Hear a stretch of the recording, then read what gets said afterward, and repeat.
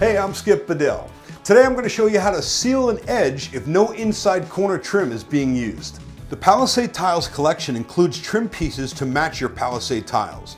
You don't have to use matching trims, but you should seal your corners. This is especially important if the tiles are being used in a tub or shower enclosure.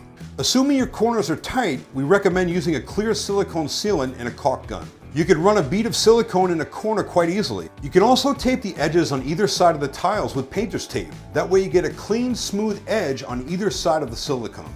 Once the silicone is applied, you can use a damp rag or a finger to press it into the corner. Be sure to wipe off any excess right away. There you have it, perfectly sealed corners that look great. For more information on working with inside corners, check out palisade-tiles.com.